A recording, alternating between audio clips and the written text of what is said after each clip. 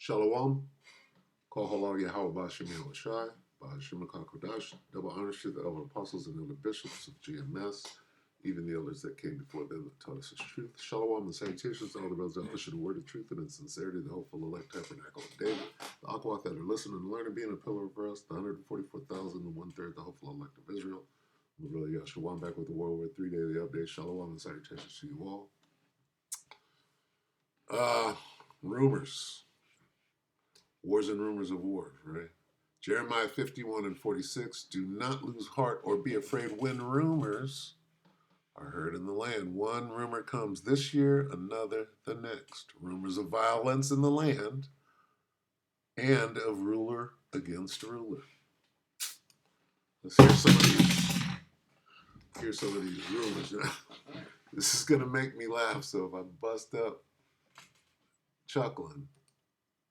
All right, so this is Forbes. What is it? Forbes Banking. Forbes breaking news. Breaking news, President Biden speaks to reports. So this guy's got like one day. This is his last day. 29 minutes ago. And he's being a clown, right? Up to no good all the way through this thing. We'll listen to a little bit of this. What is it? 6 minutes, Dougie Fresh? Take it away.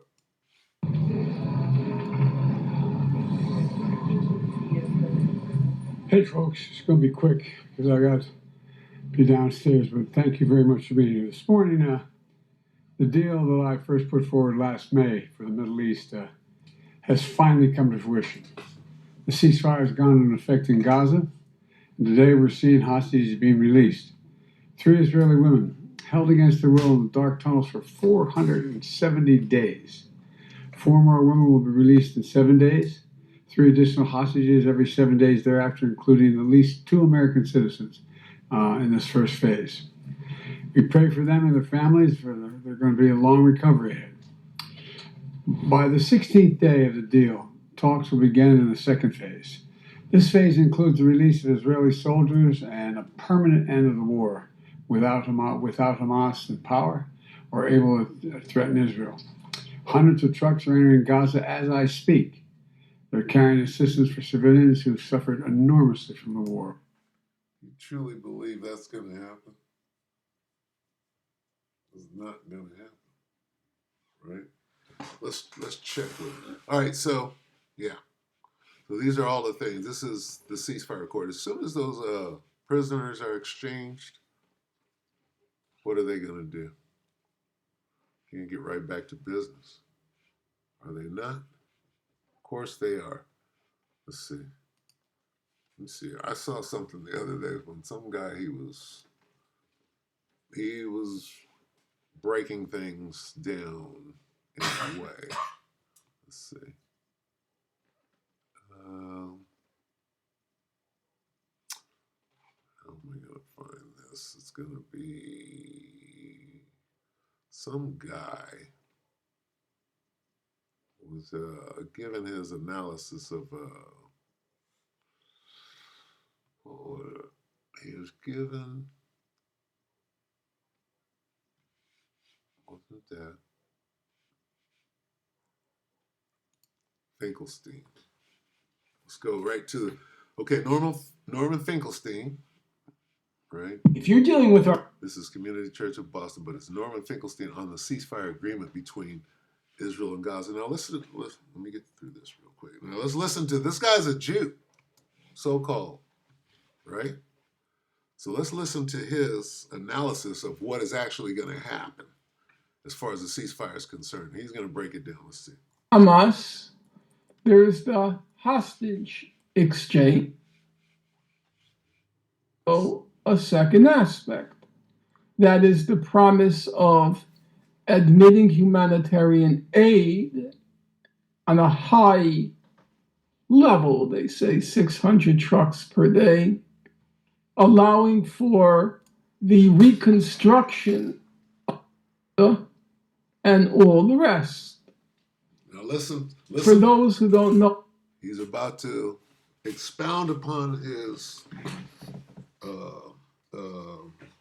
replete knowledge of the whole matter. Okay? He's a so-called Jew, Mr. Norman Finkelstein. And he's going to break down why ain't no humanity. All of this, as soon as they get the hostages back, listen to what he says. The history, lifting the block. He said, for those of you that don't know the history, take it back just a hair. Listen to what this guy says as to what's actually about to take place. You don't start no damn genocide and then stop halfway and hand out suckers and lollipops. Okay? That's not how it goes down. Lifting the blockade of Gaza, allowing for the reconstruction of Gaza, and all the rest. It was promised after Operation Cast Lead. It was promised Slovakia. after Israel assaulted the humanity. I got to set it up right. Allowing for the reconstruction of Gaza, okay, right here. And all the rest. No. It was promised Slovakia. It's shorter than by Hamas. There's the hostage exchange, but there is also a second aspect. That is the promise of admitting humanitarian aid on a high level, they say. Now listen to what he says about, for those of you that don't know the history, okay, and you have to hear him say that before he begins to explain why what they just promised is not going to happen. Let's go. 600 trucks per day, allowing for the reconstruction of Gaza and all the rest. For those who don't know the history, lifting the blockade of Gaza, allowing for the reconstruction of Gaza and all the rest. It was promised after Operation Cast Lead. It was promised after Israel assaulted the humanitarian flotilla, the Mavi Marmara. It was promised after Operation Pillar of Defense in 2012. He's naming dates. It was promised after Operation Protective Edge in 2014, and nothing came of it. As at the time of Operation Pillar of Defense, the defense minister was Ehud Barak, and he said they were signing an agreement to end the operation, these high-tech killing sprees. They were signing an agreement, and it included a ceasefire plus the lifting or the easing of the blockade. And at the time, Barak told the other Israeli officials who were debating whether to sign the ceasefire plus the end of the blockade or the easing of the blockade, he said, quote, a day after the ceasefire, no one will remember what is written in that agreement. I think that's absolutely correct.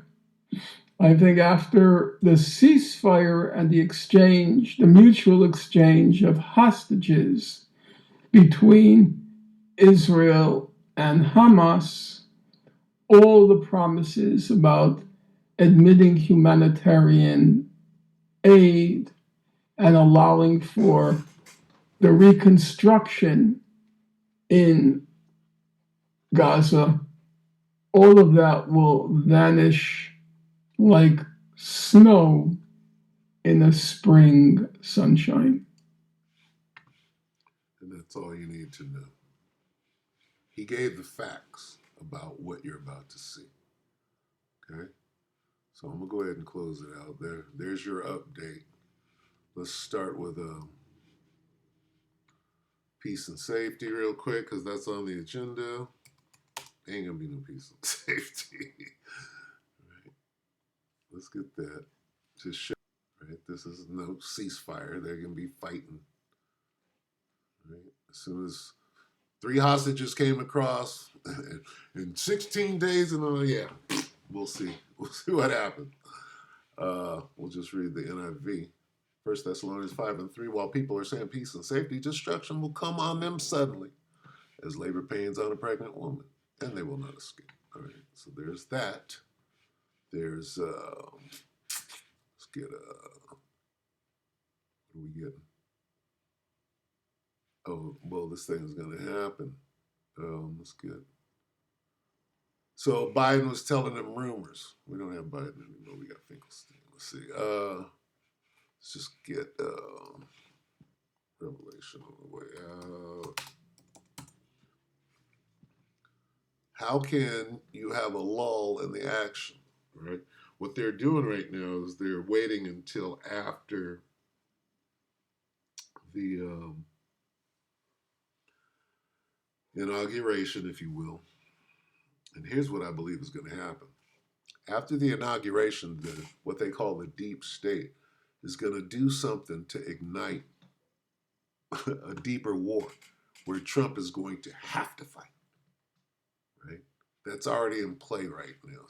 You're going to see some shit blow up, and China did it, right? And force a deeper war, okay? So anyway, this is Revelation 11:14. Here's the deeper war.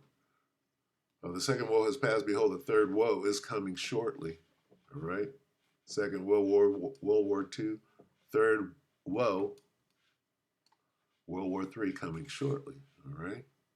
So, no, there's going to be no peace and safety, meaning ceasefire, right? Even though the ceasefire is supposedly over, right? I bet you they're still firing on each other in different places. I bet. Anyway, I will show this. I saw this. Where'd it go? This. I'm going to play this real quick. This is Forbes breaking news. It's time to... Not that shit. But these guys deserve a break. They fought valiantly.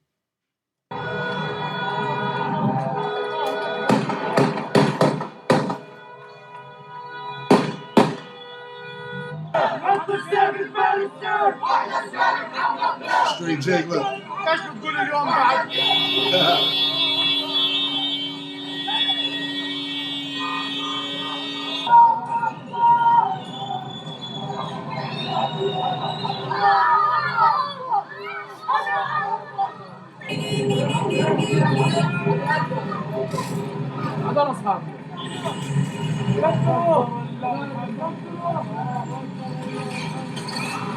Look at the dragons. Look at the dragons over here, ladies. Look at the dragons over here. The dragons over. Then shall the dragons have the upper hand. Now they don't have the upper hand just quite yet, but we know what the scriptures say. So I'm gonna end it off right there. We hope that the elect are edified. Your brothers and sisters, Shalom.